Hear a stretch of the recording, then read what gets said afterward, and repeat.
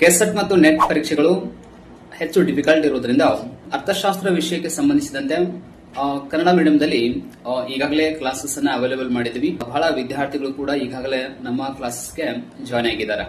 Classes ಅಂತಂದ್ರೆ KSET ಮತ್ತು net ಪರೀಕ್ಷೆಗಳಿಗೆ ಎಕನಾಮಿಕ್ಸ್ ಸಿಲೆಬಸ್ ಏನಿದೆ ಟೋಟಲ್ ಒಂದು 10 ಸಬ್ಜೆಕ್ಟ್ಸ್ ಅಂತ ಇರ್ತವೆ.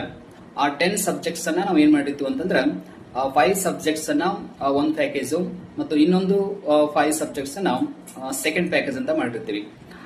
ಸೊ ಫಸ್ಟ್ ಮತ್ತು ಸೆಕೆಂಡ್ ಪ್ಯಾಕೇಜ್ ಅನ್ನು ಕೂಡ ತೆಗೆದುಕೊಳ್ಬಹುದು, ಅಥವಾ ಫಸ್ಟ್ ಪ್ಯಾಕೇಜ್ ತೆಗೆದುಕೊಂಡು ನಂತರ ಸೆಕೆಂಡ್ ಪ್ಯಾಕೇಜ್ ತೆಗೆದುಕೊಂಡು ನೀವು ಕ್ಲಾಸಸ್ ಅನ್ನ ಕೇಳಬಹುದು. ಮತ್ತು ಕ್ಲಾಸ್ ವೈಸ್ ಪ್ರಾಕ್ಟೀಸ್ ಕ್ವಶನ್ಸ್ ಇರ್ತವೆ. ಆಮೇಲೆ subject wise class notes PDF file ಕೂಡ ನಿಮಗೆ ಅವೈಲೇಬಲ್ ಇರುತ್ತೆ. ಜೊತೆಗೆ ಕ್ಲಾಸ್ ವೈಸ್ ಆನ್ಲೈನ್ ಟೆಸ್ಟ್ ಕೂಡ ಇರುತ್ತೆ.